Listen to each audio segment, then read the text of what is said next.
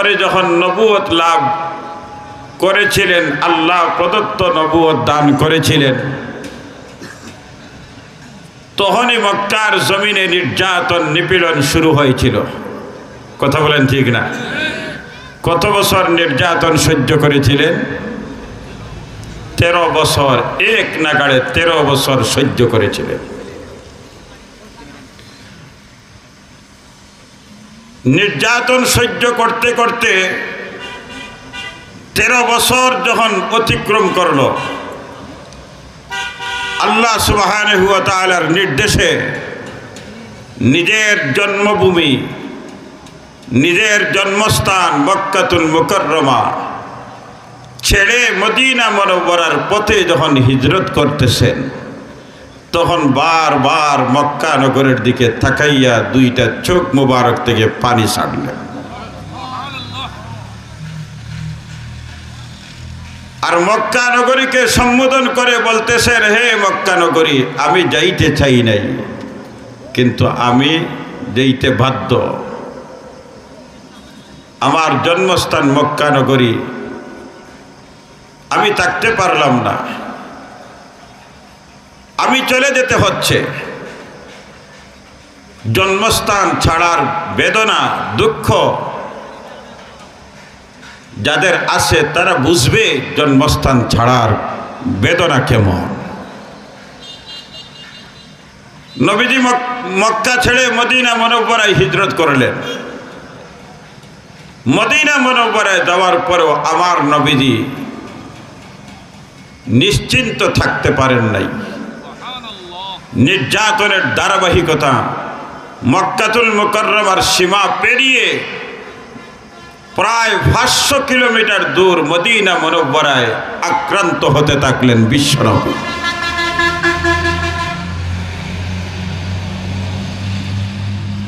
এরপরে যুদ্ধ শুরু হলো। যুদ্ধ করতে করতে করতে করতে মদিনা মুনাওয়ারার 8 বছর অতিবাহিত যখন হলো, আল্লাহ তাআলা মক্কাতুল মুকাররমা নবীজির নবুয়তের মক্কার জীবন 13 বছর, মক্কি জীবন 8 বছর, 21 বছরের মাথায় আল্লাহ তাআলা মক্কাতুল মুকাররমায় বিজয়ের পতাকা উড্ডীন করলেন, কালেমার পতাকা উড্ডীন করলেন। নির্যাতন সহ্য করেছেন 21 বছর, নিজের ঘর ছেড়েছেন, নিজের আত্মীয় স্বজন ছেড়েছেন, নিজের শহর ছেড়েছেন, ভিন দেশে গেলেন। নির্যাতনের স্টিম রুলার চলতেছিল। একটা পর্যায়ে 21 বছর পরে আবার জন্মভূমিতে লা ইলাহা ইল্লাল্লাহর পতাকা উড্ডীন হয়েছে। মক্কা বিজয় হয়েছে নবীজির হাতে, বিজয়ের পতাকা উড্ডীন হয়েছে। 1,500 বছর আগের ঘটনা। বাবুর বাজার গাড়ির থেকে নেমেই স্মরণ হলো চারিগ্রাম স্মৃতি সংসদের কোরবানি। 1 বছর 1 বছর এভাবে বছরের পর বছর অতিক্রম করতে করতে 25 বছর যখন অতিক্রম হলো, 25 বছরের কোরবানির ফসল, বিজয়ের পতাকা উড্ডীন হলো জামিয়া মুকদ্দাসিয়া বাবুর বাজার মাদ্রাসা। মহব্বতে বলেন আলহামদুলিল্লাহ, আরো দূরে বলেন আলহামদুলিল্লাহ। দুইটা হাত উঁচু করে তাকবীর দেন, নারায়ে তাকবীর। না না, হয় নাই, এটা আনন্দের তাকবীর না, আরেকটু আনন্দে খুশির তাকবীরটা দিবেন, নারায়ে তাকবীর। দ্বীন ইসলাম, চারিগ্রাম স্মৃতি সংসদ, জামিয়া মুকদ্দাসিয়া বাবুর বাজার, জামিয়া মুকদ্দাসিয়া বাবুর বাজার। আলহামদুলিল্লাহ, 25 বছর পরে আল্লাহ তাআলা বাবুর বাজারের সরজমিনে এই চারিগ্রাম স্মৃতি সংসদের ফল আপনাদের সামনে প্রকাশ করেছেন। 2 নম্বর আরেকটা কথা মনে পড়ল। এই কথা সামনে রেখেই আমি মহাগ্রন্থ আল কোরআন থেকে সূরাতুল মুমিনুন থেকে প্রথম কয়েকটা আয়াত তিলাওয়াত করলাম। প্রকৃতপক্ষে একজন সফল ইমানদার তার বাস্তব প্রমাণ জামিয়া মুকদ্দাসিয়া বাবুর বাজার মাদ্রাসা। প্রকৃতপক্ষে একজন সফল মুমিন, যে মুমিন ইমানদারের জীবন সফল, ওই সফল মুমিনের কেবলমাত্র দুনিয়ার জীবন শুধু সফল নয়, পরকাল জীবন সফল। এমন একজন সফল মুমিনের জীবনের ফলাফল তার বাস্তব রূপ নিল জামিয়া মুকদ্দাসিয়া বাবুর বাজার মাদ্রাসা। অলিকুল শিরোমণি পীরে কামিল আল্লামা মুকদ্দাস আলী নব্বরুল্লাহু মারকাদাহু জীবন সফল হয়েছে। এমন জীবন গড়, দুনিয়ার সব যখন আপনাকে মিস করবে তখন সব দুনিয়ার মানুষ কাঁদবে আর আপনি কবরে শুইয়া শুইয়া হাসবে। তার প্রমাণ জামিয়া মুকদ্দাসিয়া বাবুর বাজার।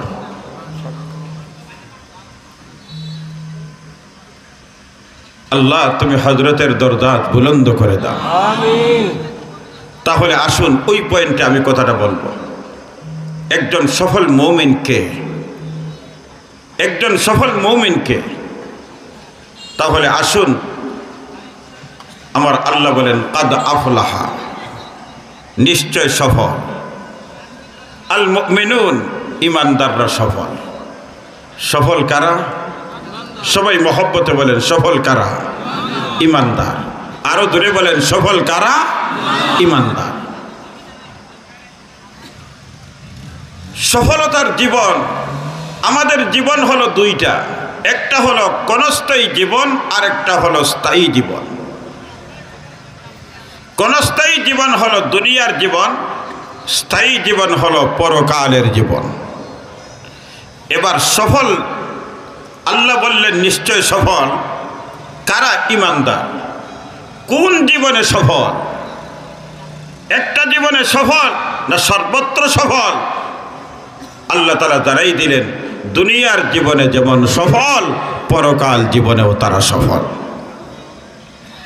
শুধু দুনিয়ার জীবনে সফল না, আখিরাতের জীবনেও সফল।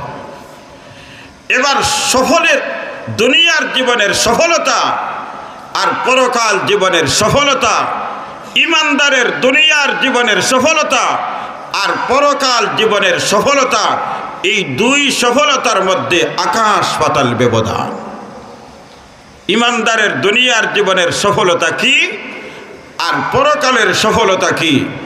দুনিয়ার জীবনের সফলতা মুফাসসিরিনে কেরাম বলেন দুনিয়ার জীবনের সফলতা হলো সম্মানজনক জীবন অর্জন, পরকালের সফলতার ফলাফল হলো জাহান্নাম থেকে মুক্তি, জান্নাত নিয়ামত পাওয়া।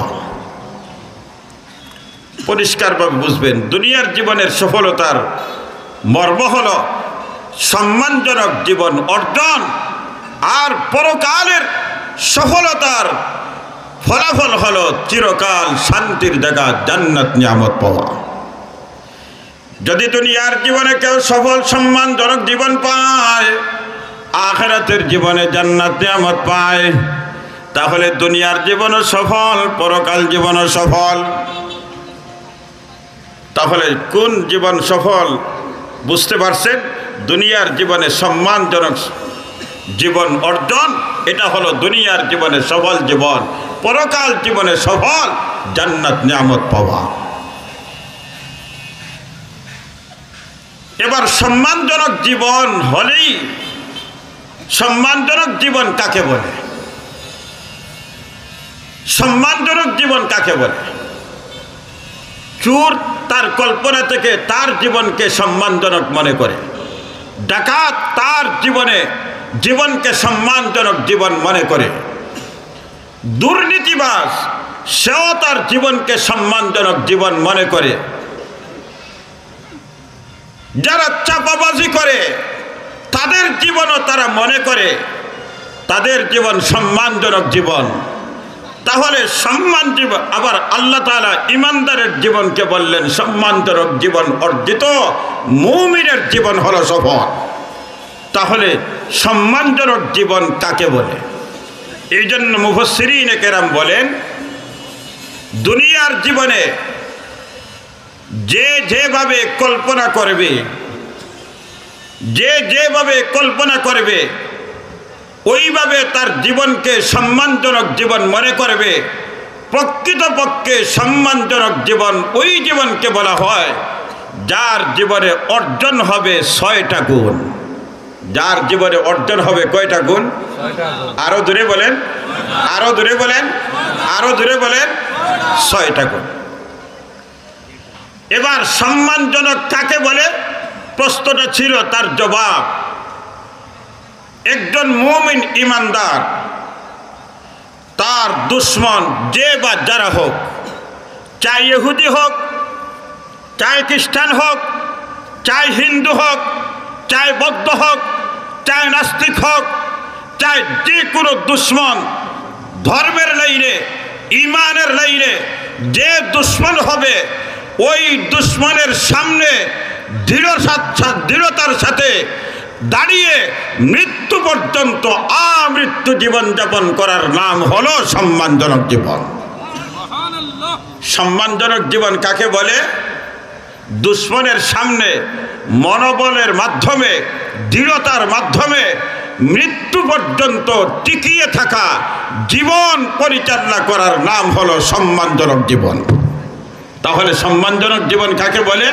দুশ্মনের সামনে তার জীবন পরিচালনা করা কিভাবে?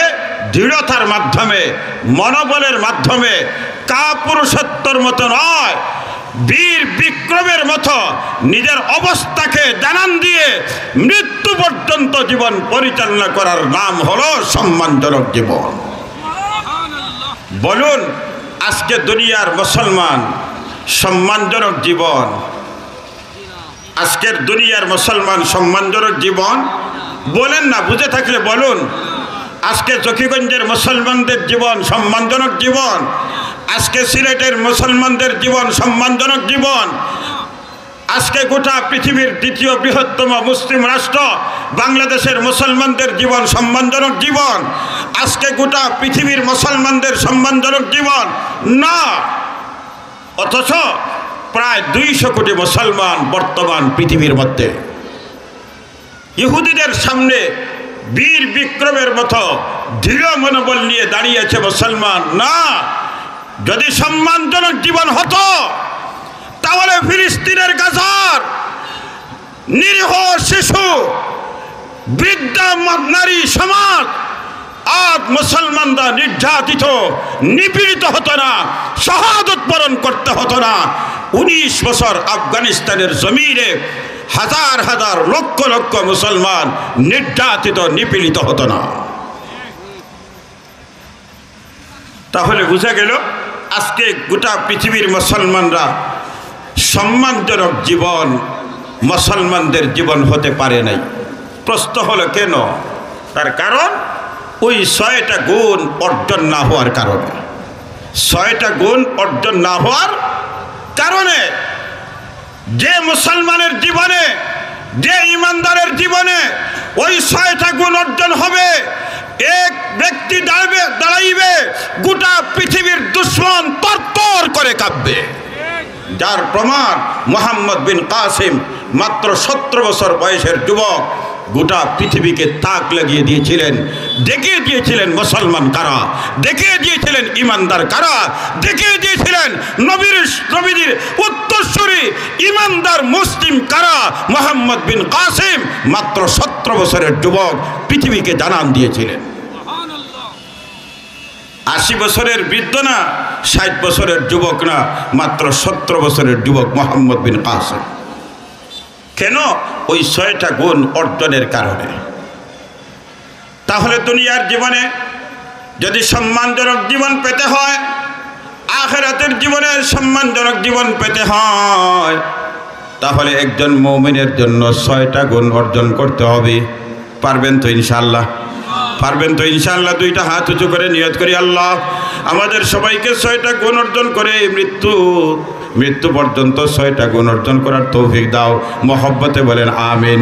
আরো দূরে বলেন আমিন, আরো দূরে বলেন আমিন। অর্জন করেছেন মুহাদ্দিস সাবুদুর রহমাতুল্লাহ আলাইহি, 6টা গুণ অর্জন করেছিলেন।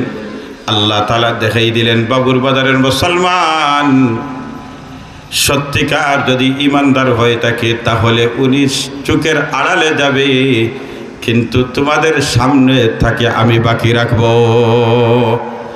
মুহাদ্দিস সাবুদুর চলে গেছেন, কিন্তু মুহাদ্দিস সাবুদুরের জীবনের আদর্শ, মুহাদ্দিস সাবুদুরের দুনিয়ার জীবনের মিশন, জিন্দেগি ভর কোরআন সুন্নাহর খেদমত করেছেন। আজ মুহাদ্দিস সাবুদুর দুনিয়াতে নাই, জিন্দেগির মধ্যে বাবুর বাজারে এমন নাম শোনা যায় নাই, এমন মাদ্রাসার কল্পনাও করা যায় নাই। কিন্তু আল্লাহ তাআলা দেখাইলেন আমার একজন সফল বান্দা তোমাদের চোখের আড়াল করতেছি। প্রকৃতপক্ষে চোখের আড়াল করলেও আমার বান্দার জীবনের সফলতা তোমাদের সামনে আমি রেখে দিলাম। আল্লাহু আকবার। আল্লাহ তুমি কবুল করো, আমিন বলেন, আমিন বলেন। তাহলে বলছিলাম সফল ইমানদারের গুণ কয়টা? আরো দূরে বলেন, আরো দূরে বলেন। 6টা মনে রাখবেন। আল্লাহ তাআলা বলেন 1 নম্বর গুণ, আল্লাযীনা হুম ফি সালাতিহিম খাশিউন। আল্লাহ বলেন 1 নম্বর গুণ হলো নামাজের মধ্যে মনোযোগী হওয়া। বলেন 1 নম্বর গুণ কি?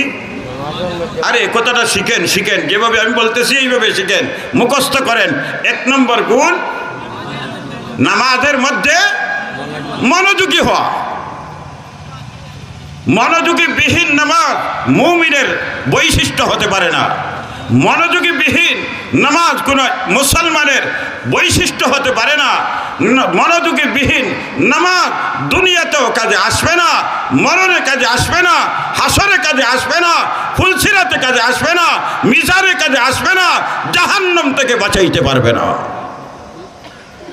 কারণ মনোযোগী বিহীন নামাজ আপনাকে সুদ থেকে বাঁচাইতে পারে না, ঘুষ থেকে বাঁচাইতে পারে না, মিথ্যা থেকে বাঁচাইতে পারে না, কেমনে জাহান্নামের আগুন থেকে বাঁচাবে। এই জন্য মুমিনের বৈশিষ্ট্য হলো, মুমিনের গুণ হলো 1 নম্বর নামাজের মধ্যে মনোযোগী হওয়া। এবার একটা পরিসংখ্যার একটা জরিপ, তার ফলাফল বলুন। আপনাদের বাবুর বাজার তথা জকিগঞ্জের মুসলমান 100 জনের মধ্যে কয়জনে নামাজ পড়ে?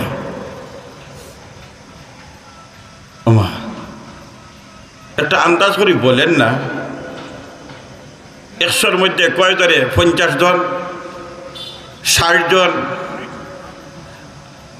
70 থেকে 80 জন মানুষ নামাজ পড়েই না। যারা নামাজ পড়ে না এদের তো মনোযোগী আর অমনোযোগীর তো প্রশ্নই তো আসে না। নামাজ পড়লে না মনোযোগী আসে না, না এটা হলো পরের কথা। আগে তো নামাজ পড়তে হবে, এবার নামাজই নাই। এমন 70 থেকে 80 ভাগ নবীর উম্মত নামাজ পড়ে না। যদি 70 থেকে 80 ভাগ, হুজুর এত শিওর করে কিভাবে বলতেছেন?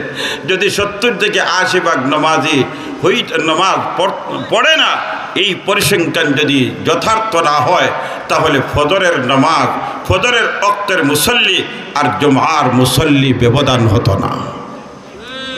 কথা বলেন ঠিক না? যদি 100 যদি মুসল্লি হইতো, নামাজি হইতো, তাহলে জুমার দিনের মুসল্লি আর ফজরের নামাজের জামাতের মুসল্লি ব্যবধান হইতো না। তাহলে 70 থেকে 80 ভাগ নবীর উম্মত ইমানদার নামাজ পড়ে না। তো এদের ব্যাপারে মনোযোগী অমনোযোগীর তো প্রশ্নই তো আসে না। এবার রইল 100%, 80 হইলে রইল 20%, 70 হইলে রইল 30%। এবার ওই 70-30%, 70-30%, 20% যারা নামাজ পড়ে, মুফাসসিরিনে কেরাম বলেন এদের নামাজের ধরন হলো 5 প্রকার। তাহলে নামাজ 5 প্রকার হইলে মুসল্লি হয় প্রকার 5 প্রকার। নামাজ যদি 5 প্রকার হয় তো মুসল্লি হয় প্রকার 5 প্রকার। তাহলে ওই যে অতিরিক্ত যারা নামাজ পড়ে এরা হলো 5টা দল। 1 নম্বর দল সুবিধাবাদী নামাজি। আপনাদের সমাজে বাবুরবাজার এলাকায় এমন নামাজি আছেন সুবিধাবাদী, সুবিধা পাইলে পড়ল, না পারলে বছরের পর বছর যায়, একটা ওয়াক্ত নামাজ পড়ে না। এমন মুসল্লি আছে না নাই? 5 বছর নামাজ পড়ে না। নির্বাচন যখন আসে, নির্বাচনে যখন প্রতিদ্বন্দ্বী হয় তখন বাবুরবাজার কেন্দ্রীয় মসজিদে আসে, ঠিক না? 5 বছর নামাজ পড়ে নাই। এবার নির্বাচন আসছে, নামাজের দরকার, বিদায় বাবুরবাজার মসজিদে আসছে। আসি আবার দাঁড়ায় কোথায়? একেবারে সদর দরজায় দাঁড়ায়। মুসল্লি বের হতেও যেন দেখে, ভিতরে ঢুকতেও যেন দেখে, সবাই বলতে পারে যে উনি নামাজি মানুষ। কথা ঠিক না? এমন সুবিধাবাদী নামাজি আসে না নাই? জুমা টু জুম্মা, ঈদ টু ঈদ, এমন সুবিধাবাদী নামাজি আপনাদের এলাকায় আছে। এটা হলো 1 নম্বর দল। আচ্ছা বলেন, সুবিধাবাদী যদি নামাজি হয় তাহলে তার পরিণামটা কি? তার পরিণামটা কি? তার পরিণাম হলো একটা ওয়াক্ত নামাজ যদি কেউ পড়ে না, সময় মতো পড়ে না, আর ওই মানুষটা পরবর্তীতে নামাজটা কাজা করে সময় মতো পড়ে নাই, তাহলে ওই ব্যক্তি জাহান্নামে জ্বলবে। শুধুমাত্র এই জায়গা পরিবর্তনের কারণে, ওয়াক্ত মতো না পড়ার কারণে জাহান্নামে জ্বলবে 2,88,00,000 বছর। কতদিন? 2,88,00,000 বছর। ফজরের নামাজ 60 রাকাত গড়ে পড়তে সময় কত সময় যাইব? সর্বোচ্চ অজু ইস্তেঞ্জায় 10 মিনিট। আচ্ছা মসজিদে গেলেও না, ঘরে পড়লো, ঘরে পড়তে মাত্র 10 মিনিট সময়, কিন্তু এই 10 মিনিটের কষ্ট সহ্য করে নাই 10 মিনিটের ঘুমের মজার কারণে। ঘুম থেকে উঠলো 9টার সময়, পড়লো 60 রাকাত, উঠলো 10টায়, পড়লো 60 রাকাত।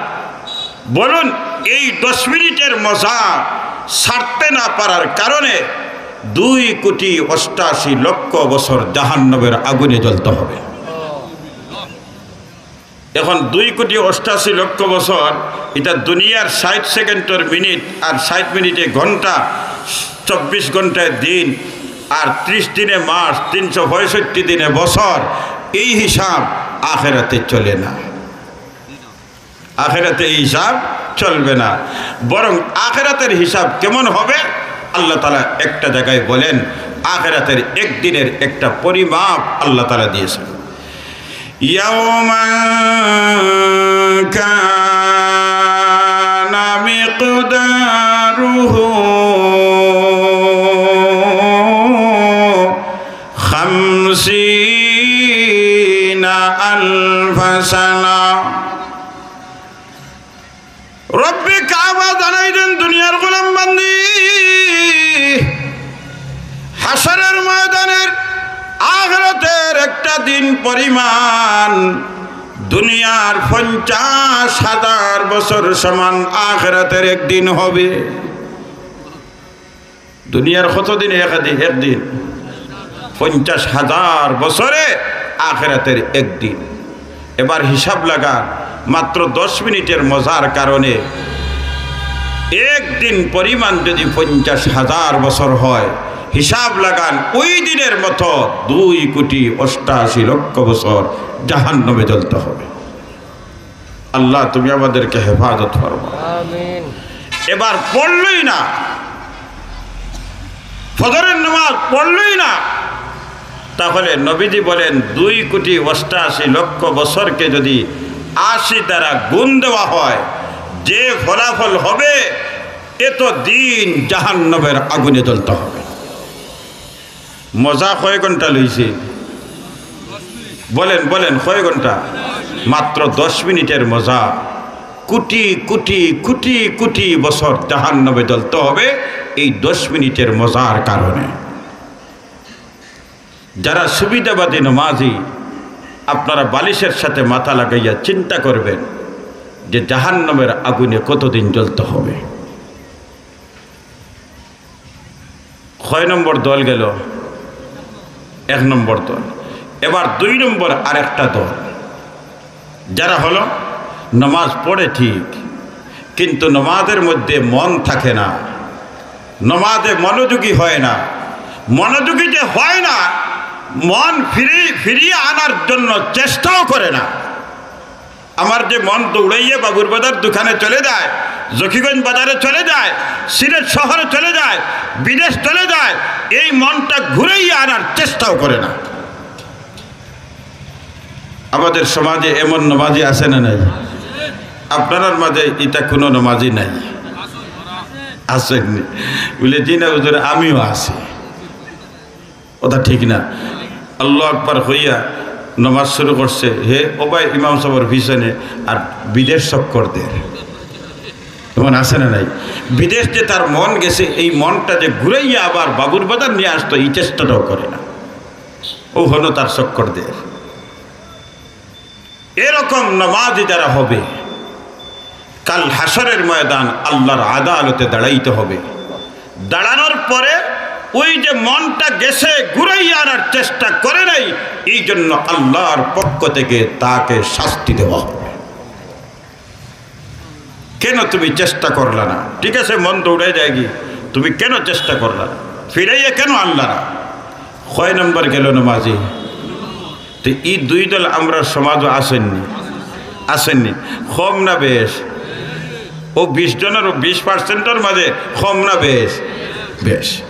এবার 3 নম্বর দল, যারা নামাজ আদায় করে নিয়মিত, নামাজের মধ্যে মনোযোগী থাকে, কিন্তু মাঝে মধ্যে তার মন চলে যায়। ওই মন চলতে দেরি হয়, ঘুরিয়ে আনতে দেরি হয় না। মন যায় ঠিক, কিন্তু ঘুরিয়ে আনতে দেরি হয় না, আবার যায় আবার আনে। তাহলে এই আনা নেওয়ার ভিতরে তার চেষ্টা আসে না নাই? আরো দূরে বলেন, আসে না নাই? হঠাৎ নামাজ ইমাম সাহেব কুল হুয়াল্লাহ পড়ছেন না, কিতাব পড়ছেন যে কোনটা বুঝিয়েন না, যেমনি রুকুত গেছে, কইল রে হুজুরে কোন সূরা পড়লা? তখন এবে সুবহান রাব্বিয়াল আযীম পড়ে, আর কইল রে ইন্নাল্লাহ, হুজুরে কোন সূরা পড়িয়ে রুকুত গেলা? এতইনো আসিল না। এখন চিন্তা করলো রে ইন্নাল্লাহ, আমি তো নামাজের, আমি তো বহুত দূরে আসলাম। এবার ঘুরে হয়েছে, আর মন তুমি আর যাইতে পারবা না। কারণ নামাজ পড়লে ইমাম সাহেবের পিছনে কোন সূরা পড়ছেন কইতাম পারি না। তো তুমি কই আসলে? তোমার এখন লঙ্গর দিয়ে বান্ধিয়ে রাখতে হবে। কথা বলেন ঠিক না? এই যে চেষ্টা করে বারবার আনে, এরকম নামাজির ফলাফল প্রতিদান আল্লাহর দরবারে কাল হাসরের ময়দান এই মেহনত করার কারণে আল্লাহর পক্ষ থেকে তাকে পুরস্কার দেওয়া হবে। কয় নম্বর গেল? 3 নম্বর। 4 নম্বর নামাজি দুনিয়াতে নামাজ আদায় করে যখন আল্লাহু আকবার তাকবীরে তাহরিমা বাঁধে, তাকবীরে তাহরিমা বাঁধতে দেরি হয়, তার নামাজের ভিতরে মনোযোগী হতে দেরি হয় না। আসসালামু আলাইকুম পর্যন্ত ফিরায় তার নামাজের ভিতরে 100 ভাগের 100 ভাগ তার মনোযোগ থাকে। এই নামাজটা হলো সালাতুল মুকাররাবিনদের নামাজ। আল্লাহ তাআলার নৈকট্য বান্দা বান্দীদের নামাজ হলো এই সালাতুল মুকাররাবিন। নামাজ আদায় করতে দেরি হয়, শুরু করতে দেরি হয়, নামাজের ভিতরে মনোযোগী হতে দেরি হয় না। এমন নামাজ আদায় করে দুনিয়া যদি চলে যায়, তাহলে তার নামাজের ভিতরে কোনো বাধা সৃষ্টি হয় না। বলুন, এরকম দল, এরকম নামাজি পৃথিবীর মধ্যে আছে না নাই? ছিলেন সাহাবায়ে কেরাম, দাঁড়িয়েছেন, পাখি মাথায় বসছে, গাছের গোড়ায় বসলো না মানুষের মাথায় বসলো, কেউ পাখি নিজেই বলতে পারে না। তাহলে এমন নামাজি আছে না নাই? কয় নম্বর গেল? 5 নম্বর নামাজি। 5 নম্বর নামাজিদের নামাজের অবস্থা এমন, আসমানের নিচে জমিনের উপরে ওই মানুষগুলির কাছে নামাজের চেয়ে স্বাদ মজাওয়ালা কোনো বস্তু আসমানের নিচে জমিনের উপরে নাই। এইরকম দল কারা? এইরকম দল একটাই দল, আদম পয়গম্বর থেকে আমার নবী পর্যন্ত লক্ষাধিক আম্বিয়া কারা। এই নামাজকে বলা হয় সালাতুল আম্বিয়া। এই নামাজ হলো সালাতুল আম্বিয়া। তাহলে কয় দল হলো? 5 দল। এবার আমাদের যাচাই বাছাই করতে হবে আমরা কোন দলে হইলাম, 1 নম্বর দলে হলাম না 2 নম্বরে হলাম। তাহলে গতানুগতিক আমাদের রিপোর্ট হলো যে আমরা বেশিরভাগ হলাম 1ম দলের মানুষ। কথা বলেন ঠিক না? বাকি আরেকটা অংশ এর চেয়ে বাদে যে অংশটা হবে এই অংশটা হলো 2 নম্বর দলের সদস্য। আমাদের সমাজের বিশেষ একটা জামাত, বিশেষ একটা দল যারা হলো 3 নম্বর দলের মানুষ।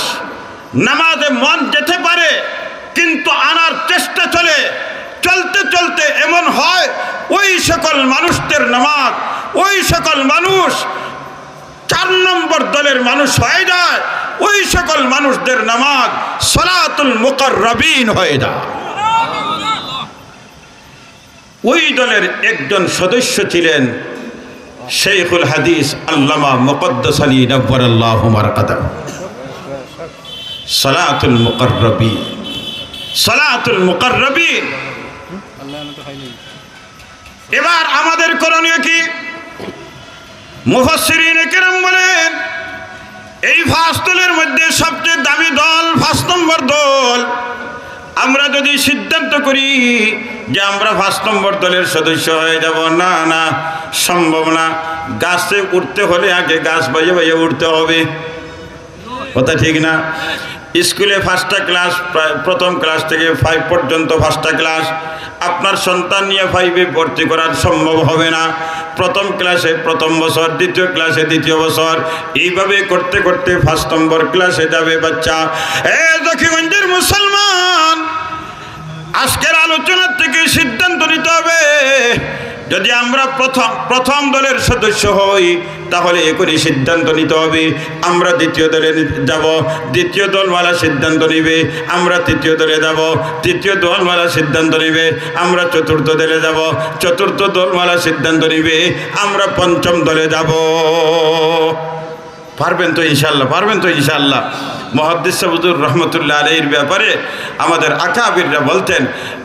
আকাবিররা বলতেন যে একজন ফেরেশতা মানুষ রূপে আল্লাহ আমাদের কাছে পৌঁছেছেন। ফেরেশতার রূপে, ফেরেশতার আকৃতিতে, ফেরেশতার চরিত্র দিয়ে আল্লাহ একজন মানুষ আমাদের কাছে পৌঁছেছেন। তিনি হলেন মুকদ্দাস আলী রহমতুল্লাহ আলাইহি। আমাদের আকাবিরদের মধ্যে শেখুল ইসলাম আল্লামা মুশাহিদ বাইনপুরী রহমতুল্লাহ আলাইহি। গত 2 দিন আগে একটা আলোচনা শুনেছিলাম। বর্তমান সময়ে আগামী দিনের জকিগঞ্জ কানাইঘাটের কান্ডারি আল্লামা উবাইদুল্লাহ ফারুক দামাত বারাকাতুহুম, আপনারা ওনাকে চিনেননি? উনি বাংলাদেশের শীর্ষ শেখুল হাদিস যদি 10 জন বাছা হয় এর মধ্যে একজন হলেন আল্লামা উবাইদুল্লাহ ফারুক রহমতুল্লাহ আলাইহি।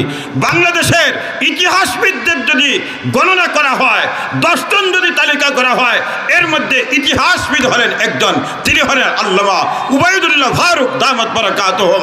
বাংলাদেশের গবেষক যদি 10 জন যদি তৈরি করা হয়, নির্বাচন করা হয়, একজন ইসলামিক গবেষক হলেন আল্লামা উবাইদুল্লাহ ফারুক দামাত বারাকাতুহুম। আল্লাহর বান্দা যদি হাদিসের মস্তদে নেওয়া যায় তাহলে আপনার শ্রেষ্ঠ শেখুল হাদিস, যদি খানকায় যদি নেওয়া হয় তাহলে শ্রেষ্ঠ একজন পীর, যদি রাজনীতির ময়দানে নেওয়া হয় তাহলে শ্রেষ্ঠ একজন রাজনীতিবিদ, যদি গবেষণার ময়দানে নেওয়া হয় একজন সফল গবেষক আল্লামা উবাইদুল্লাহ ফারুক। আমরা কদর করতে হবে। রাজি আছেন তো ইনশাআল্লাহ? কদর করতে হবে তো ইনশাআল্লাহ? কদর করতে হবে তো ইনশাআল্লাহ? আমরা তো নিয়ামত যাওয়ার পরে কদর বুঝি, নিয়ামত যাওয়ার পরে কদর বুঝি। 5 বছর আমরা কদর করেছিলাম। আল্লামা উবাইদুল হক উদিরপুরি নব্বরাল্লাহু মারকাদাহুকে আপনারা পেয়েছেন এই জিরো পয়েন্টের রাস্তা, এই 22 কিলোমিটার রাস্তা আপনারা উদিরপুরি রহমতুল্লাহ আলাইহির জীবনের কুরবানির ফসল। কথা বলেন ঠিক না? ও ভাই, এই জন্য আলিম উলামা যদি আমাদের নেতা হয়, আলিম উলামা যদি আমার কান্ডারি হয়, তাহলে ওই কান্ডারি আমাদের নৌকা নিয়ে কোনো দুর্নীতি করবে না, আমাদের নৌকা কোনো ডাকাতের গাঠে নিবে না, আমাদের ঈমান ইজ্জতকে কোনো চোরের হাতে সুপুর্দ করবে না। ইনশাআল্লাহ, ইনশাআল্লাহ আমাদের ঈমানের হেফাজত হবে, আমাদের সম্পদের হেফাজত হবে, আমাদের পরিবারের হেফাজত হবে, আমাদের সমাজের হেফাজত হবে, আমাদের রাষ্ট্রের হেফাজত হবে ইনশাআল্লাহ। তো বলছিলাম উনার জবান থেকে একটা কথা 2 দিন আগে আমি শুনেছি। এক সময় বাংলাদেশের ব্রাহ্মণবাড়িয়ায় গোটা বাংলাদেশের শীর্ষ উলামায়ে কেরাম একত্রিত হয়েছিলেন। তখন তো বাংলাদেশ ছিল না, তখন পূর্ব পাকিস্তান। ব্রাহ্মণবাড়িয়ায় গোটা পূর্ব পাকিস্তানের যত বড় বড় উলামায়ে কেরাম সবাই একত্রিত হয়েছিলেন। একত্রিত হওয়ার পরে এই ময়দানে কে কথা বলবে, উনার বয়ান শোনার পরে আমার মনে পড়ে গেল যে মেরাজের রজনীতে যখন আল্লাহ তাআলা সব নবী রাসূলদেরকে মসজিদে আকসায় একত্রিত করেছিলেন, নবীজি যখন মসজিদে আকসা পর্যন্ত গেলেন, যাওয়ার পরে তখন দেখলেন কেউ রুকুতে, কেউ দাঁড়ানো অবস্থায়, কেউ সেইদা অবস্থায় এইভাবে আপনার আমল করতেছেন। এমতো অবস্থায় একামত হয়ে গেছে, সব সোজা হয়েছে। এখন একমাত্র খালি হলো মেহরাবের জায়গা, যেখানে ইমাম দাঁড়ান, এই জায়গাটা খালি। কে হবে ওই দিনের ইমাম? কে হবে মেহরাবের ইমাম? কে হবে আদম পয়গম্বরের ইমাম? কে হবে মুসা কলিমুল্লাহর ইমাম? সবাই অপেক্ষমান কে ওই ব্যক্তি হবে। প্রত্যেকেরই যুক্তি আছে আজকে আমি তো যোগ্য, কারণ আদম পয়গম্বর আবুল বশর সবার বাবা, বাবা হিসেবে সব সন্তানের উপরে মর্যাদা আছে না নাই? মুসা পয়গম্বরের তো আরেক যোগ্যতা আছে, উনি কলিমুল্লাহ, আল্লাহর সাথে সরাসরি কথা বলেছেন। ঈসা পয়গম্বরের যোগ্যতা আছে, ঈসা পয়গম্বর রূহুল্লাহ, আল্লাহর কুদরতি ফুকের মাধ্যমে তার জন্ম হয়েছে, তিনি হলেন রূহুল্লাহ। এবার তো দেখা যায় প্রত্যেকেরই এক একটা পয়েন্ট আছে, কে হবে আজকের ইমাম? জিবরিল আলাইহিস সালাতু ওয়াস সালাম আসলেন, তশরিফ আনছেন, আনার পরেই এখন নবী বিশ্বনবী রহমতুল্লিল আলামিন সাল্লাল্লাহু আলাইহি সাল্লামের হাত মুবারকের বগল দিয়ে ঢুকেইছেন, আর ঢুকেই বললেন অপেক্ষার সময় শেষ, আজকের ইমামতি আর কারো না, আজকের ইমামতি হলো আপনার। আজকের ইমামতি আপনার। আপনার পিছে আদম মুক্তদি হবে, আপনার পিছে মুসা পয়গম্বর মুক্তদি হবে, আপনার পিছে ঈসা পয়গম্বর মুক্তদি হবে, আপনার পিছে লক্ষাধিক নবী রসুলগণ মুক্তদি হবে। শুধু রসুলগণ নয়, নূরের তৈরি ফেরেশতারাও আপনার মুক্তদি হবে। ওই কথাটা মনে পড়ে গেল। ব্রাহ্মণবাড়িয়ার সারা উলামায়ে কেরাম একত্রিত হয়েছেন। কে বয়ান করবে? কে বয়ান করবে? সব ঐক্যবদ্ধ হয়ে একজনকে দিলেন, তিনি হলেন শাইখুল ইসলাম আল্লামা মুজাহিদ বাইয়ুমপুরী রহমতুল্লাহ আলাইহি। আপনি যান, আপনি বয়ান করেন।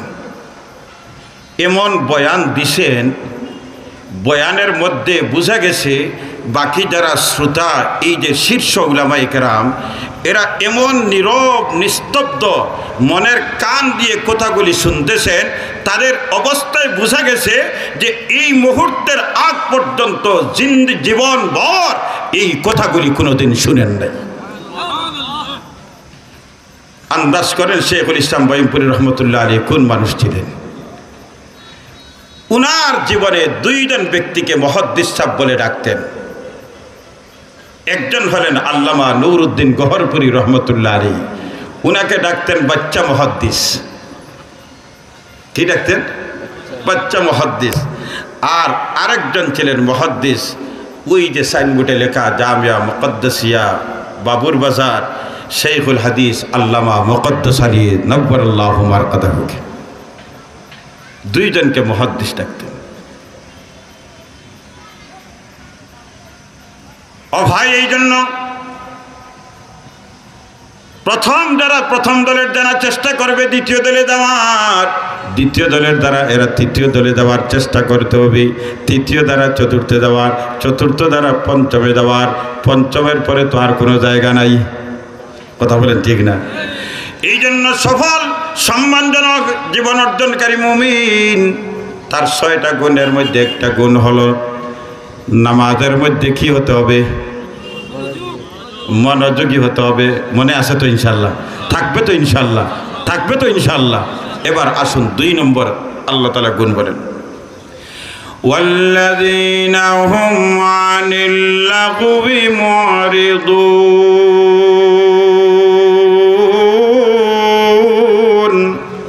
আল্লাহ তাআলা বলেন অনর্থক কাজ থেকে বেঁচে থাকতে হবে। অনর্থক কাজ থেকে বেঁচে থাকা এটা হলো একজন সফল সম্মানজনক মুমিনের 2 নম্বর গুণ। যদি দুনিয়ার জীবনে সম্মানজনক জীবন পেতে হয় আর পরকাল জীবনে জাহান্নাম থেকে মুক্তি আর জান্নাতের মালিক হতে হয়, পরকালেও যদি সম্মানজনক জীবন পেতে হয় তাহলে 2 নম্বর গুণ অনর্থক কাজ থেকে বাঁচতে হবে। অনর্থক কাজ থেকে বাঁচতে হবে। এবার অনর্থক কাজ কাকে বলে? এখন তো আমি সংজ্ঞা দিলে হবে না। আপনি বলবেন হুজুর এটা আমার জরুরি কাজ, এটা আমার জরুরি কথা, এটা আমার অর্থবহ কথা, এই কাজটা আমার অর্থবহ কাজ। আর আমি বললাম এটা আপনার অনর্থক, এটা আপনার অনর্থক। আপনি বললেন এটা আমার অর্থবহ। তাহলে আপনার বক্তব্য একদিকে, আমার বক্তব্য একদিকে। এবার অনর্থক কাকে বলে তার সংজ্ঞা জানতে হবে। অনর্থক ওই সকল কাজ যার মাধ্যমে দুনিয়ার কোনো মুনাফা নাই, পরকালের কোনো মুনাফা নাই, দুনিয়ার কোনো লাভ নাই, পরকালীন কোনো লাভ নাই।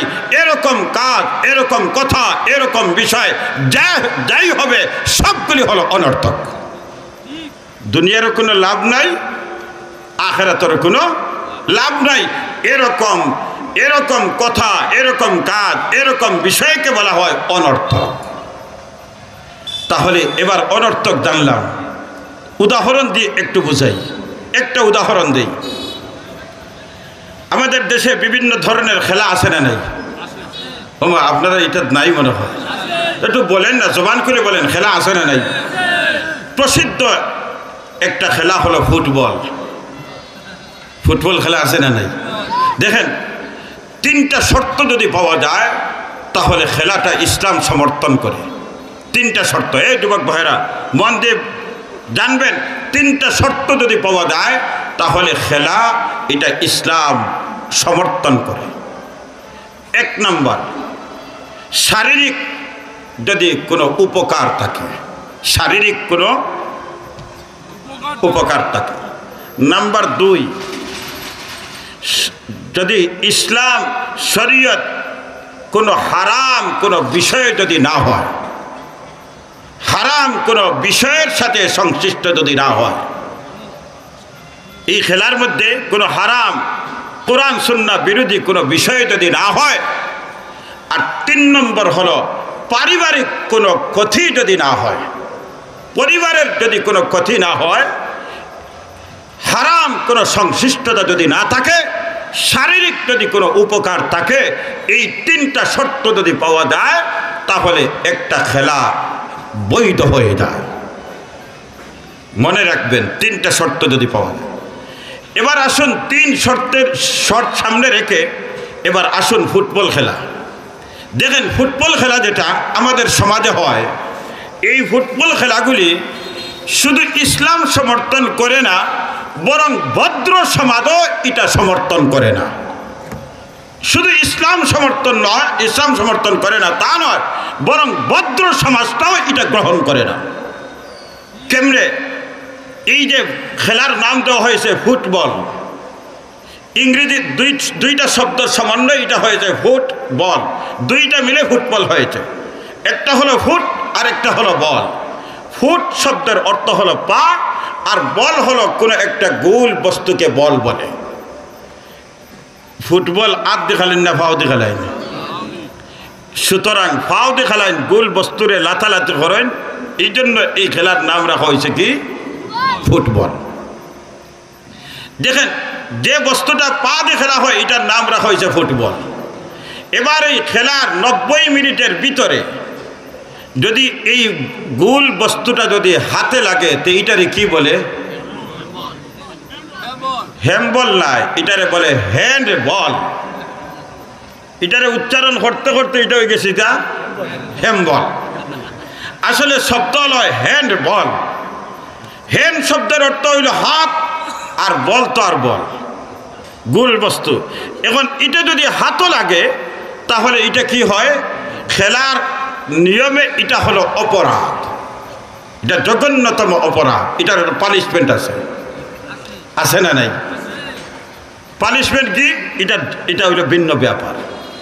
তাহলে যে বস্তুটা পা দিয়ে খেললে বৈধ হয়, আর ওই বস্তুটা হাতে লাগলে এটা অপরাধ হয়। আবার ওই বস্তুটা যদি মাথায় লাগে, মাথায় দিয়ে যখন বাড়ি দেয়, তো এটার নাম কি হয়? হেড, হেড বল। এখন হেড বল যখন, হেড অর্থ মাথা, মাথা দিয়ে যখন হয়, এটা অপরাধ না এটা বাহ বাহ পাওয়ার যোগ্য? পা দিয়ে লাথাইলে, লাত দিলে হয় এটা নিয়ম নীতি অনুযায়ী কাজ। ওই বস্তুটা যখন হাতে লাগে হয় অপরাধ, আর ওই পায়ের বস্তুটা যখন মাথায় লাগে তখন বাহ বাহ পাওয়ার যোগ্য হয়ে যায়। আরে কোন ভদ্র সমাজ এটা গ্রহণ করবে যে পায়ের জিনিস হাতে লাগলে হয় অপরাধ, আর মাথায় লাগলে হয় বাহ বাহ? এর চেয়ে অভদ্রতা আর কিছু হতে পারে না। সুতরাং ইসলাম যেটা সমর্থন করে না, ভদ্র সমাজ যেটা সমর্থন করে না, এই বিষয়টা ফুটবল খেলাটা যদি 3 শর্ত ছাড়া হয় তাহলে এই ফুটবল খেলাটা অনর্থক না অর্থবহ? অনর্থক। সুতরাং এই অনর্থক কাজ থেকে যদি একজন মুমিন যদি বাঁচতে পারে তাহলে সত্যিকার ওই মুমিনের জন্য দুনিয়ার জীবনে হবে সম্মানজনক জীবন, পরকালে জীবন হবে সম্মানজনক জীবন। আরেকটা ছোট্ট উদাহরণ দেই, আর উদাহরণ দিবার সময় হাতে নাই। এবার আসুন 3 নম্বর একটা গুণ। 6টা বলা যাবে না, সময় মোটামুটি দেখা যাচ্ছে সময় নাই। 3 নম্বর গুণ আল্লাহ সুবহানাহু ওয়া তাআলা মুমিনের 3 নম্বর গুণ বর্ণনা করেন। ওয়াল্লাযীনা হুম লিয-যাকাতি ফাইলুন।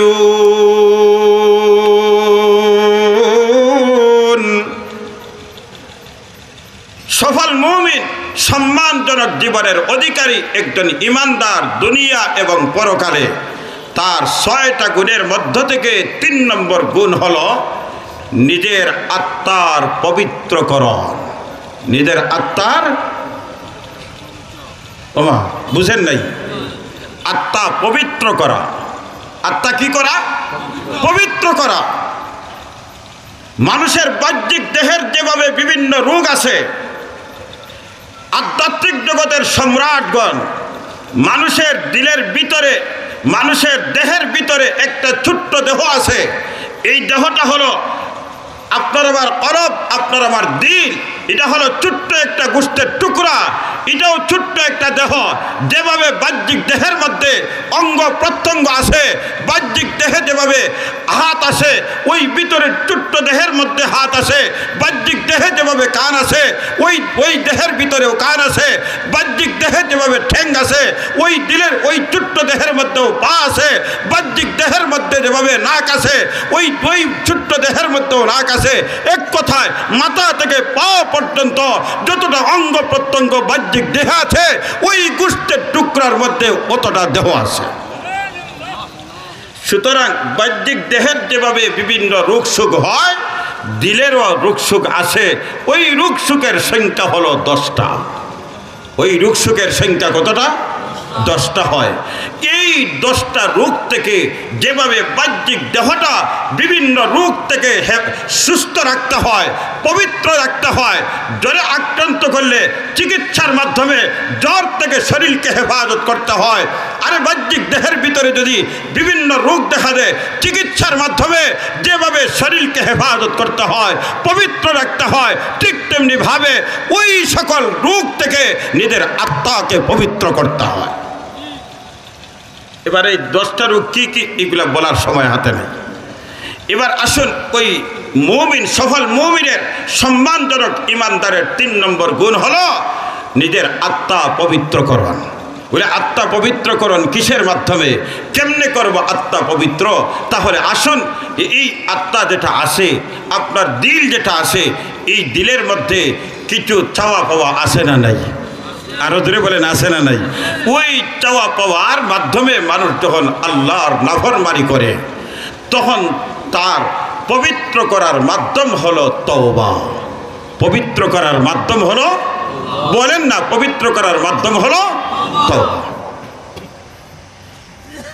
উদাহরণ একটা দিলে বুঝতে পারবেন পবিত্র করা আর এই কিভাবে হয়। ধরেন এই আপনাদের এলাকায় এই যে গরু ছাগলের গোবর আছে না, গরু আপনার যে লেদগুলা দেয় গোবর আছে, এই গোবরটা কাঁচা হোক আর পাহাড়া হোক আর শুকনা হোক, এগুলা পবিত্র না অপবিত্র? অপবিত্র। কিন্তু যখন এই গোবরগুলারে জ্বালাইয়া ছাই বানানো হয়, বলুন এটা অপবিত্র হয় না পবিত্র হয়ে যায়? পবিত্র হয়ে যায়। আরে ওই গোবরগুলো অপবিত্র ছিল, যখন আগুন দিয়ে ইটারে জ্বালাইয়া ছাই বানানো হয়েছে, তখন অপবিত্রতার বিধান রহিত হয়ে এবার পবিত্রতার বিধান হুকুম নাফিজ হয়ে গেছে। ঠিক তেমনি ভাবে আপনার আমার আত্মা যখন গুনার কাজ করে, শয়তানের প্ররোচনায় পড়ে গুনার কাজ করে, তখন ওই গুনার থেকে দিল পবিত্র, আত্মা পবিত্র করার জন্য যেভাবে আগুন দিয়ে জ্বালাইয়া অপবিত্র গোবরকে পবিত্র করা হয়, ঠিক তেমনি ভাবে আপনারা ওই আক্রান্ত গুনার আক্রান্ত দিলটাকে তওবার মাধ্যমে পবিত্র করা হয়। তাহলে পবিত্র আত্মা বানানোর মাধ্যম কি? তওবা। এবার তওবা শুধুমাত্র মুখের ভাষা নয়, তওবা শুধুমাত্র একটা শব্দের নাম নয়, কয়েকটা কাজের মাধ্যমে সমষ্টির নাম হলো তওবা। কিছু কাজের নাম হলো তওবা। 6টা কাজ করলে তওবা হয়। 6টা কাজ করার মাধ্যমে কি হয়? তওবা হয়। এই 6টা কাজ যদি করতে পারেন, তাহলে অপবিত্র আত্মা পবিত্র হয়ে যায়। আর পবিত্র আত্মা যখন হয়ে যাবে, তখন আপনার সম্মানজনক জীবন দুনিয়ার জীবন হবে, পরকাল জীবন হবে। এবার এই তওবার 6টা কাজ, 1 নম্বর কাজ হলো এই মুহূর্তে গুনাহ ছেড়ে দেওয়া। এই মুহূর্তে সব ধরনের গুনাহ ছেড়ে দেওয়া 1 নম্বর কাজ। নাম্বার 2, এই যে গুনাহ করলাম এর উপরে অনুশোচনা, অনুতপ্ত হওয়া। কি করলাম, কেন এই কাজটা করলাম, অনুতপ্ত অনুশোচনা হওয়া, এটা হলো 2 নম্বর কাজ। 3 নম্বর কাজ হলো যে এই গুনাহ আর জীবনে কোনোদিন করব না, এরকম চূড়ান্ত একটা প্রতিজ্ঞা করা, এটা হলো 3 নম্বর কাজ। আর সুবিধা হইলে করিলেই আবার তওবা করিলেই মুফাসসিরিনে কেরাম বলেন, এরকম যদি তওবা হয়, তাহলে ওই তওবাকে আবার মাফ করানোর জন্য আরেকটা তওবার দরকার হয়। তাহলে 3 নম্বর কাজ হইলাম, চূড়ান্তভাবে সিদ্ধান্ত নিতে হবে আর কোনোদিন এই গুনাহ করব না। 4 নম্বর কাজ, সৃষ্টির সাথে সম্পর্কিত যত দেনা পাওনা, জবানের মাধ্যমে কষ্ট দিয়েছেন, মাল দখল করেছেন, আত্মসাৎ করেছেন, ওই সবগুলা যার যার পাওনা পরিশোধ করা, এটা হলো 4 নম্বর কাজ। 4 নম্বর কাজ কি বলেন না? দুনিয়ার মানুষের যদি কোনো পাওনা দেওনা থাকে, দুনিয়ার কোনো মানুষকে যদি আঘাত দিয়ে থাকেন, হাতের মাধ্যমে, পায়ের মাধ্যমে, জবানের মাধ্যমে, তাহলে ওই সবগুলা থেকে নিজেকে ফিরাইয়া আনা, হক আদায় করা, পাওনাদারের পাওনা পরিশোধ করা, জবানের মাধ্যমে কষ্ট দিলে মাপ চেয়ে তার কাছ থেকে আপনি উদ্ধার হওয়া। খালি মসজিদও শোয়ে বেড়াতে ইলে তওবা করলাম, সবে কদরও তওবা করলাম, আর বনের মাল আত্মসাৎ করে বইছে। কথা বলেন ঠিক না? এদিকে আপনার সবে কদর লম্বা সজদার পর সজদা আর কান্নার আওয়াজে মসজিদে মুসল্লিরা আমল করতে পারে নাই, কিন্তু বাইর জমি দখল করে বইছে। এর নাম কি তওবা? না, মানুষের পাওনাগুলি যথাযথভাবে দেওয়া। 5 নম্বর কাজ হলো স্রষ্টার সাথে সম্পর্কিত যা পাওনা আছে সবগুলি পাই করে আদায় করা। যেই দিন তওবা করতেছেন, এর পূর্বে নামাজ, 1 ওয়াক্ত নামাজ পড়েন নাই, 20 বছরের ভিতরে ওই 20 বছরের নামাজ কাজা শুরু করে দেওয়া, এখন থেকে কাজা শুরু করে দেওয়া। 5 বছরের নামাজ আদায় করি নাই, 5 বছরের নামাজ পরিশোধের ব্যবস্থা হাতে নেওয়া। 5 বছর যাকাত আদায় করি নাই, যাকাত পরিশোধের ব্যবস্থা হাতে নেওয়া। হজ ফরজ আছে কিন্তু হজ আর 10 বছর হয়ে গেছে, হজ করি নাই, হজ আদায়ের ব্যবস্থা হাতে নেওয়া। এইভাবে আল্লাহর পাওনা দাওনা সবগুলি পরিশোধের সিদ্ধান্ত গ্রহণ করা। কয়টা গেল? 5টা। 6 নম্বর বিষয় হলো যে আর এই সবগুলি ঠিকঠাক করে আল্লাহর কাছে কায়েমনা বাক্যে আল্লাহর কাছে কান্নাকাটি করা। এই 6টা বিষয়ের মাধ্যমে আত্মা পবিত্রকরণ হয়। এই 6টা গেল সফল মুমিনের গুণ। 6টা গেল? 3টা। 1 নম্বর নামাজে মনোযোগী হওয়া, নাম্বার 2 অনর্থক কাজ থেকে বাঁচা, নাম্বার 3 আত্মা তাকওয়ার তওবার মাধ্যমে আত্মা পবিত্রকরণ। এই 6টা গুণ গেল? 3টা। বাকি 3টা আর এখন আলোচনা করার সুযোগ হাতে নাই। তবে আপনাদের সাথে আমার কিছু কাজ আছে। আপনারা কি এইভাবে ধৈর্য সহকারে যে বসছেন, এই চিত্রটা আরো 10টা মিনিট আমার চোখের সামনে বাসবো তো ইনশাআল্লাহ। যদি কেউ যে ইটা চাইন মেহরবানি করে হাতটা উঁচা করেন, বলে হুজুর আমাকে ছুটি দিয়ে দেন, আমরা খুশি মনে আপনাকে বিদায় দিয়ে দেব। আলহামদুলিল্লাহ, কেউ যেতে চাই নাই। আলহামদুলিল্লাহ, সবাই থাকবেন তো ইনশাআল্লাহ। আমি ওই যে প্রথম যে কথাটা বলছিলাম, ওই কথায় আমি আবার ঘুরে আসতেছি। মুহাদ্দিস হুজুর রহমতুল্লাহ আলাইহি আমার পীর ও মুর্শিদ ছিলেন। আমি হযরতের কাছে যেটুকু আমি পেয়েছি, যেটুকু আমি দেখেছি, আমি রব্বে কাবার কসম একবার নয় 1000 বার করে বলতে পারি, সত্যিকার আল্লাহওয়ালা যারা, যাদের কথা কোরআন সুন্নাহ মতো পাওয়া যায়, এরকম একজন শীর্ষ বুজুর্গ ছিলেন, কোনো সন্দেহ নেই। আপনারা কি সাক্ষী দেন? আপনারা কি সাক্ষী দেন? ওই যে দ্বিতীয় যে বৈশিষ্ট্যটা বলছিলাম, অনর্থক কাজ থেকে বাঁচা। মুহাদ্দিস হুজুর রহমতুল্লাহ আলাইহির জবানে যতদিন হুজুরের কাছে বসেছি, প্রয়োজন যেটুকু জিজ্ঞাসার পরে উত্তর যে পরিমাণ দিলে আমার প্রশ্ন হয়ে যায়, ওই পরিমাণ কথা ছাড়া রব্বে কাবার কসম করে বলি একটা অক্ষর অতিরিক্ত জবান থেকে উচ্চারণ হইত না আমার জীবনের দেখা যতদিন। বলেন, এই অবস্থার মধ্যে আমি আপনাদের খেদমতে একটা আরজ করব। আজান 7টা যদি আজান যদি আশপাশ হয়, আমি তো মনে করছি 7টা মনে হয় ফন্ডত মনে হয় আছে। তো যাই হোক, আমি এইভাবে হাঁটতেছিলাম। এখন আপনাদের সামনে একটা আরজ, আশপাশ আজান হবে, আমি আপনাদের কাছে মাইকওয়ালার কাছে কইব, আপনি উপরের মাইকটা বন্ধ করবা না, এখন না, আজান যখন শুরু হবে উপরের মাইকটা বন্ধ করবা, ভিতরের মাইকটা রাখবা। আর আপনার খেদমত আরজ হইল, আমরা একসাথে নামাজ পড়বো ইনশাআল্লাহ। রাজি আছেন তো?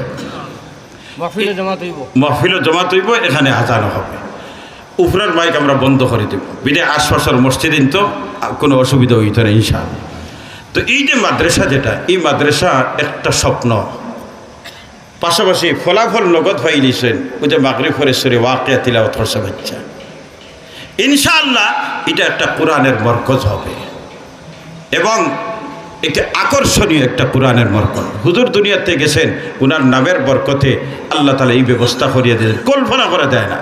বিদায় আপনারা এটা নিয়ামত মনে করেন, নিয়ামত মনে করেন যে বাবুর বাজারের সংলগ্ন একটা জায়গার মধ্যে 24 ঘন্টা পবিত্র কোরআনের তিলাওয়াত শুরু হয়েছে। সুতরাং এটা ছোটোখাটো কোনো বিষয় না। আমি বাজারওয়ালার ধন্যবাদ দিব যে আপনারা যে একটা সুযোগ হয়েছেন যে 24 ঘন্টা কোরআনের তিলাওয়াত আপনাদের বাজারে হওয়ার ব্যবস্থা হয়েছে। প্রায় 20টা বাচ্চা, 16টা বাচ্চা হিফজে আছে। মক্তবে, বৈকালীন মক্তবে প্রায় 20টা বাচ্চা। আমি শুনছি মাদ্রাসা প্রায় 7.5 লক্ষ টাকা ঋণ। এই অবস্থায় আপনাদের খেদমতে আরো হরিয়ার মাসও এই 16টা বাচ্চাইন বা আরও যদি 2-4 জন মিলিয়া এরার খরচের ব্যাপারে বোর্ডিং খোলা, বোর্ডিংয়ের মধ্যে প্রতি মাসও 60টা বস্তা চাউল লাগে, 60টা বস্তা চাউল। এরপরে তো তেল পেঁয়াজ আছে। আমি আপনার খেদমত জামাত আল উলা, উখরা, রজব, শাবান, এই রমজান, আমি এখন মাস চলের জমাত আল উলা অর্ধেক গেছে কি, অর্ধেক রয়েছে উখরাস, রজব, শাবান, রমজান। এই 4 মাসে আর এখন করার আধা মাসে 4.5 মাস ধরলাম 5 মাস। এই 5 মাসে আমি 20টা বস্তা চাউল চাই, আর বেশি চাইতাম না, 20টা বস্তা চাউল ওটা বাচ্চানতে খাইতা আর কোরআন পড়তা, হাফিজে কোরআন হইতা, আর কিয়ামত পর্যন্ত আপনারা আমার নবায় খালি সব ওখান দিতে থাকতো। 1 নম্বরে এমন কোনো আল্লাহর বান্দা আসেননি বলে হুজুর আমি এই 5 মাসের 20 বস্তা আমি দিলেই, ইলে কোনো আল্লাহর বান্দা আসেননি বলে মাসে মাসে আমি 4 বস্তা দিলেইব, ঠিক আছে হুজুর আর খেরোর দরকার নাই, আমি একলা দিলেইব। এমন কোনো একদর আল্লাহর বান্দা যদি হিম্মত করতে পারেন হাত উঁচা করেন বলে হুজুর দোয়া করবেন আমি প্রতি মাসে 4টা বস্তা করে দিলেই আসেননি লেখা। সুবহানাল্লাহ। এটারে আমি এই 20 বস্তারে আমি 5 ভাগ করে নিলাম, 1 ভাগও 4টা করিয়া 1 মাসে একদর। মাশাআল্লাহ মাস্টার মাহমুদুল হাসান, মাশাআল্লাহ মাস্টার মাহমুদুল হাসান সাহেব 1 মাসের জন্য 4 বস্তা কুরবানি করলেন। আপনারা খুশ না বেজার? একটা তকবীর দিতানি মুকদ্দাসিয়ার নামে এই বছর প্রথম তকবীরটা হইতো, বুঝলেন তকবীরটা আমরা দুনিয়া থাকতাম না, কিন্তু কিয়ামত পর্যন্ত এই জমিনে তকবীর হবে, আর ওই তকবীরের মূল ফাউন্ডেশন আপনার আমার আজকের তকবীর। পারবা তো ইনশাআল্লাহ? 2 এখন হাত উঁচা করেন, 2 এখন হাত উঁচা করেন, ওলা একটা তকবীর যা ঐতিহাসিক তকবীর আজকের হবে। নারায়ে তাকবীর, দ্বীন ইসলাম জামিয়া মুকদ্দাসিয়া বাবুর বাজার, মাস্টার মাহমুদুল হাসান 1 মাসের জন্য 4 বস্তা চাল। আল্লাহ কবুল ফরমাও, মঞ্জুর ফরমাও। আয় আল্লাহ হুজুরের সাথে হাসর খান করিও, আমিন খান হোক করে, আরো দূরে হোক আমিন। আল্লাহ মাস্টার সাহেবের পরিবার কোরআন ওয়ালা কিয়ামত পর্যন্ত বাকি রাখিও, মহব্বতে বলেন আমিন। এবার 2 নম্বর একটা মাস কে নেবেন? 2 নম্বর একটা মাস মাত্র 4টা বস্তা চাল দিবেন, আর নবীর মেহমান কোরআনওয়ালা খাইবে মাত্র 4টা বস্তা চাল। দেখি একজন 2 নম্বর একজন ভাই বলে হুজুর আমি 1 মাসের চাউল দেব, 4 বস্তা চাল। আল্লাহ 10,000 হইতো না, কারণ আমরা মোটামুটি 2,500-এর ভিতরে আমরা কাম করতাম চাই। 2টা জিনিস হইতো না, একটা ভাতর হইতো না আর একটা দান হইতো না, ও 2 জিনিস ছাড়া মোটামুটি আপনার খাম হয়ে যায়। যদি 2,500 করি হয়তো 4 বস্তায় 10,000। একজন আল্লাহর বান্দা উপরের মাইক বন্ধ করে দাও, একজন তা উঠবা না, 10টা মিনিট আপনার খেদমত চাইয়ার আজকে এই মাদ্রাসার জন্য। মাশাআল্লাহ, নারে তাকবীর, আলহামদুলিল্লাহ। ভাই না নজরুল ইসলাম সাহেব খাদিমান 2 নম্বর 1 মাসের জন্য 4 বস্তা। আয় আল্লাহ কবুল ফরমা, মঞ্জুর ফরমাও। আয় আল্লাহ হুজুরের নামের বরকতে আল্লাহ তোমার বান্দার জীবনের গুনাহ মাফ ফরমাও। আয় আল্লাহ হুজুর আদর্শ মতো জীবন যাপন করবার তৌফিক দাও। আয় আল্লাহ হাসরের ময়দান নবীদের হাত মারক দ্বারা হাউজে কৌশল পান করাইয়া কলিজা ঠান্ডা বানাইয়া আল্লাহ জান্নাতের মেহমান হিসাবে কবুল ফরমা, মহব্বতে বলেন আমিন। 2 মাস শেষ হয়ে গেছে আর 3টা মাস রয়েছে। ও আল্লাহ 3 নম্বর একজন বান্দারে কবুল ফরমাও, 1 মাসের জন্য 4টা বস্তা চাল দিবেন। আল্লাহ মাশাআল্লাহ। এই তো আল্লাহ ইমাদুদ্দিন সামনে তান্ডে কুরানো ভাইছিলাম মাশাআল্লাহ। জনাব আলহাজ ইমাদুদ্দিন সাহেব 1 মাসের জন্য 4 বস্তা কুরবানি করলেন। আল্লাহ কবুল ফরমাও, মঞ্জুর ফরমাও। আয় আল্লাহ তোমার বান্দার কুরবানি দেখছি 4 গ্রাম মাদ্রাসাত, ও মালিক দুনিয়াতেও দামি বানাও। আয় আল্লাহ হুজুরের রুহানি ফয়দার দ্বারা আমাদের সবাইকে ফয়দিয়া ফরমাও। আয় আল্লাহ কাল হাসরের ময়দান তোমার ওয়ালির সাথী বানাইয়া জান্নাতের মেহমান বানাই, মহব্বতে বলেন আমিন। আরো দূরে বলেন আমিন, আরো দূরে বলেন আমিন। আয় আল্লাহ হাজী ইমদাদ ইমাদুদ্দিন সাহেবের খানদানের মধ্যে কোরআনওয়ালা বানাও, কিয়ামত পর্যন্ত কোরআনওয়ালা বাকি রাখিও, মহব্বতে বলেন আমিন। 4 নম্বর একজন তার কোন আল্লাহর বান্দা 1 মাসের জন্য 4টা বস্তা চাল দিবেন। আল্লাহ তুমি কবুল ফরমাও একজন বন্দারে। 4 নম্বর একজন বন্দা, ইয়া আল্লাহ এই ময়দানও 5 জন মানুষ চাইছি রে বা আল্লাহ, 4 নম্বর একজন বন্দারে কবুল ফরমাও, 1 মাসের জন্য 4টা বস্তা চাল। মাশাআল্লাহ। সবার নাম ফয়জুর রহমান সাহেব মানিকপুর, মাশাআল্লাহ জনাব ফয়জুর রহমান সাহেব মানিকপুর 1 মাসের জন্য 4 বস্তা চাল দিলেন। আল্লাহ তোমার বান্দার দিলের নেক আশাগুলি পূরণ করে দাও, রিজিক রুটির মধ্যে বারাকাত দান ফরমাও। আয় আল্লাহ রিজিকের দরজা প্রশস্ত করে দাও, খানদানের মধ্যে ওলি পয়দা করে দাও। আয় আল্লাহ মুহাদ্দিস হুজুরের সাথে হাসরের ময়দান আমাদেরকে সাথী বানাইয়া জান্নাতের মেহমান বানাও। আয় আল্লাহ হুজুরের রুহানি ফয়জাত দ্বারা আমাদের ফয়জিয়া ফরমাও। আয় আল্লাহ তোমার বান্দার নামের বরকতে মাদ্রাসারে কবুল ফরমাও, মহব্বতে বলেন আমিন। আলহামদুলিল্লাহ আমরা 4 নম্বর শেষ, 5 নম্বর একজনটা দেখিছেন ও আন্দারের মাঝে খার 8টা উঠতো দেখিছেন একজন আল্লাহর বান্দা 5 নম্বর 1 মাসের জন্য 4 বস্তা চাল দিবেন। আল্লাহ কোন ভাই আত খান উঠতো মেহরবানি করি একজনটা যাইবা না এই আন্দারের মাঝে, একজনটা যাইবা না বলি আন্দার তো আর কেউ দেখরা না, কিন্তু আমার আল্লাহ তো দেখরা। হ্যাঁ একজনটা যাইবা না, আপনি থাকলে যে দিতে হবে এমন না, কিন্তু আপনি থাকার মাধ্যমে এটা বরকত হবে ইনশাআল্লাহ। 6 নম্বর গেল 4 শেষ, 5 নম্বর একজন সর্বশেষ 1টা মাসের জন্য 4 বস্তা চাল কে দিবেন? আল্লাহ আয় আল্লাহ কবুল ফরমা আমিন। এখন হোক করে ও ভাই আপনি হাত উঠাইবা, পুরা এই মজমুয়া হাসরের ময়দান আপনার পক্ষে আল্লাহর আদালত সাক্ষী দিবা বলে ও আল্লাহ তোমার বন্দাইনো জামিয়া মুকদ্দাসিয়ার কোরআনের বুলবুল হলরেরও খাওয়াইবার জন্য চাউল দিছে। আল্লাহ তুমি হিম্মত দাও, আমিন খান হোক করে বা। একজন ভাই হাত খান উষা করুকা, একজন ভাই আন্দারির মাঝে কোন ভাই আত খান উঠব। আল্লাহ আত উঠতে দেরি হবে, আরশের ক্যামেরায় ছবি উঠাইতে দেরি হবে না ইনশাআল্লাহ। হাত খান উঠান, হাত খান উঠান। একজন ভাই আমি শরীক করতাম সৈয়ান না, 1 মাস একজন, 1 মাস একজন। আল্লাহ তুমি কবুল ফরমাও। একজন ভাই দেখেছেন কোন ভাই আত খান উঠতে রে বা জি জি কোন ভাই আত খান তুলুক আছেন? আতাউর রহমান গেছিয়া দেখিয়েন না তো কোনজন আত খান তুলে মারে ইনসান ভাই জি আতাউর রহমান ইনসান ভাই আতাউর রহমান ইনসান সাহেব মাশাআল্লাহ মাশাআল্লাহ দেখছেন এই আসলে মানুষ বড় আল্লাহওয়ালা, এর নাম খালি কুছো না ওইতেও আমরা কারেন্টের লাইটের ব্যবস্থা হয়ে গেছে। কোনজন দেখি আমরা সবাই দেখতাম করিয়া মাশাআল্লাহ আলহামদুলিল্লাহ। নারে তাকবীর, দ্বীন ইসলাম জিন্দাবাদ। মাশাআল্লাহ জনাব আতাউর রহমান ইনসান সাহেব গেছুয়া বাড়ি 1 মাসের জন্য 4 বস্তা কোরবানি করলেন। আল্লাহ দেখছেন না আল্লাহ কিলা কবুল করছেন। তাই কিন্তু ও লাইটকু দেখাইবার লাগে আত উঠাইছেন। খাসার মানুষে কইছেন মনে হয় চাউলের লাগে আত উঠাইছেন, আর তাইনো আত উঠাইরা না উঠাইরে ওটার ভিতর দিয়ে লাইটও আইছে।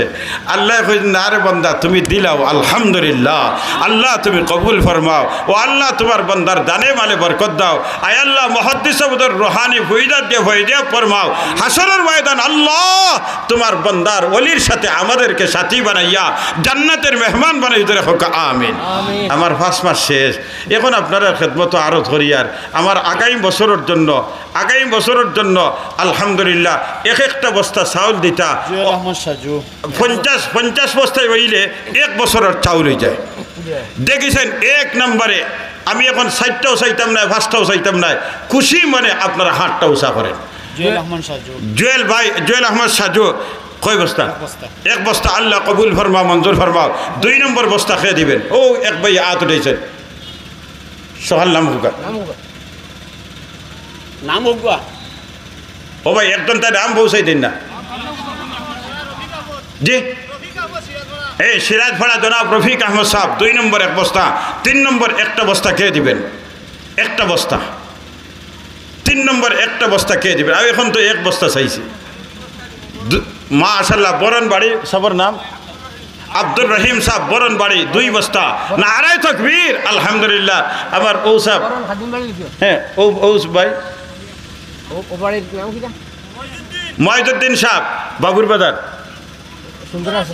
সুন্দরার চক মহিউদ্দিন সাহেব আলহামদুলিল্লাহ 5 নম্বর 1 বস্তা। 6 নম্বর 1টা বস্তা খেয়ে দিবেন। 6 নম্বর 1টা বস্তা 6 50 বস্তা হয়ে গেলে পুরা বস্ত্র খানি আলহামদুলিল্লাহ হয়ে যাব। আল্লাহ তুমি কবুল ফরমাও, আমিন খান খুব করে বা। দেখে আমার ইদিকে 5 বস্তা দিয়ে আমি শুরু করে গেলাম। এখন আমার এই যে বাচ্চাইতে 2-2.5 মাস 3 মাস দিয়ে খানা খাইতা, এটা দিনে রাইতে পড়তা, সামনে ফাইনাল পরীক্ষা, সামনে বার্ষিক পরীক্ষা, এটা বাচ্চাইতে বার্ষিক পরীক্ষা দিবা। আর আগামী বছর ইনশাল্লাহ আমরা আশা করি আর এই মঞ্চের মাঝে ইনশাল্লাহ বাচ্চাইন্তর মাথাত পাগড়ি দেওয়া হইতো, পাগড়ি দেওয়া হইতো ইনশাল্লাহ। এই জন্য এই 2.5-3 মাস 4 মাস আবার বাচ্চাইতে যে চাউল 20 টাকা খাইতা, অন্তত পক্ষে তেলও তো লাগবে না নি। 5 লিটারি তেল আমার 10টা তেলের দরকার। দেখেছেন 1 নম্বরে কে দিবেন একটা 5 লিটারি তেল? মাশাআল্লাহ আব্দুর রহিম সাহেব, আলহামদুলিল্লাহ বরণ আব্দুর রহিম সাহেব 5 লিটার তেল একটা। 2 নম্বর একটা তেল কে দিবেন? মাশাআল্লাহ অফিসের এক ভাই হাত উঠেছেন, নামটা পৌঁছাই দেখা, মুজিবুর রহমান সাহেব মজলি। 2 নম্বর 5 লিটারি একটা তেল। 3 নম্বর একটা তেল কে দিবেন? ও ভাই একটা তেল দেন, একটা তেল। নবীর মেহমান রাখাইবা, নবীর মেহমান কোরআনের বুলবুলটা খাইবা, একটা তেল দেন 5 লিটারি। সুবহানাল্লাহ, 2টা পাইছে। 3 নম্বর একটা তেল কে দিবেন? জি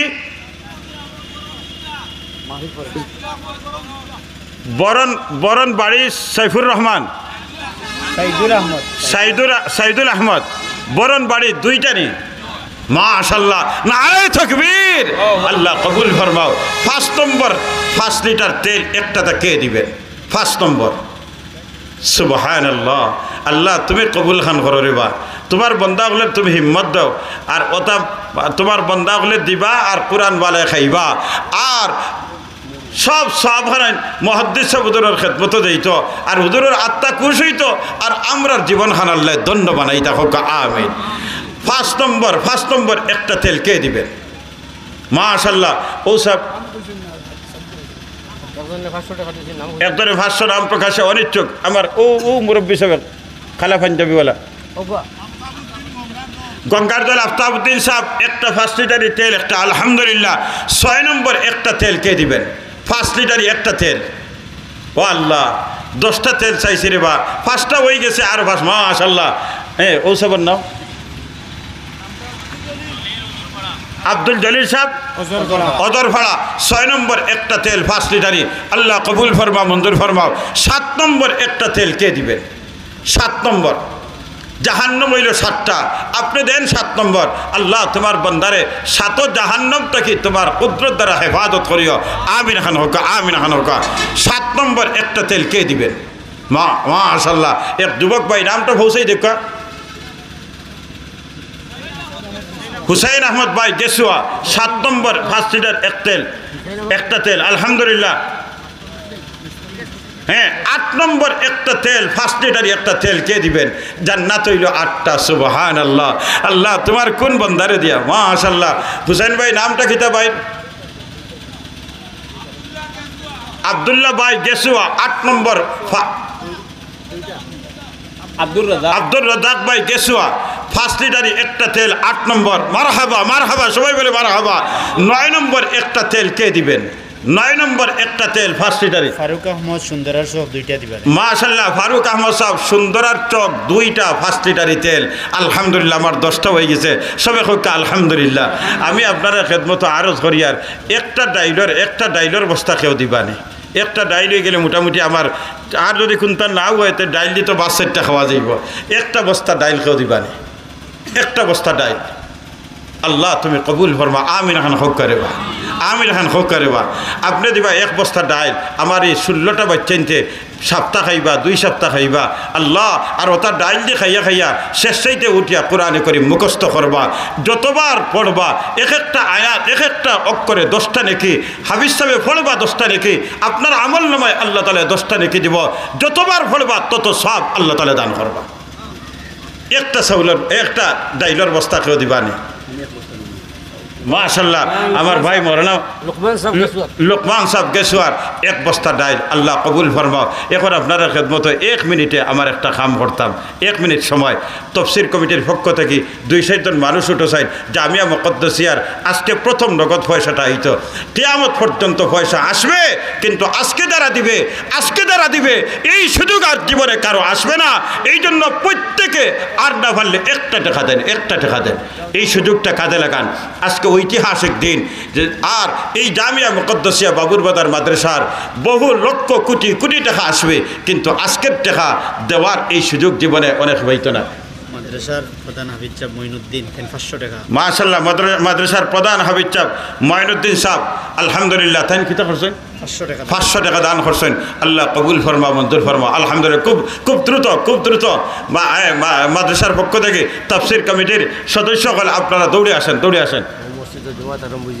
জি আলহামদুলিল্লাহ তাড়াতাড়ি আসেন। ও আমরা একেবারে খাসার যে মসজিদ ওখানে জমাত শুরুই যাব হিসাবে আমি এখন বক্তসর 1 মিনিটে একটা দোয়া করি। আর আল্লাহ আলহামদুলিল্লাহ রব্বিল আলামিন ওয়াসসালাতু ওয়াসসালামু আলা সাইয়্যিদিল মুরসালিন। আল্লাহ চারিগ্রাম স্মৃতি সংসদের উদ্যোগে 26তম তাফসীরুল কোরআন মাহফিলে কবুল ফরমা। আল্লাহ মাদ্রাসারে কবুল ফরমা, তোমার বুজুর্গর নামর বরকতে তফসির মাহফিলটা কবুল ফরমা। জামিয়া মুকদ্দাসিয়া বাবুরবাজারে কবুল ফরমা। হুজুরের ফয়দাত দিয়ে আমরা ফয়েজ দিয়ে বানাও। আল্লাহ তুমি তো ও যা 25 বছর পরে এই জমিন মাদ্রাসা কায়েম করছো, কোরআনের বাগানটা তুমি খাড়া করছো। আল্লাহ ওখান তার ঋণ মুক্ত বানাই দাও। আল্লাহ ওখান তার ঋণ মুক্ত বানাই দাও। আল্লাহ ওখান তার ঋণ মুক্ত বানাই দাও। আজকে সংবাদ পাইছি বারবার মানুষে ফোন দিরা বাচ্চা নাইতা বাচ্চেন তোর সুযোগ দিতা। আগামী রমজান পরে এত বিশাল একটা পরিসর দরকার। আল্লাহ তুমি সব ব্যবস্থা তোমার কুদরত থেকে করে দাও। ওয়াসসালামু আলাল মুরসালিন আলহামদুলিল্লাহি রাব্বিল আলামিন। আমিন। আসসালামু আলাইকুম। মাহফিল জমা দিব।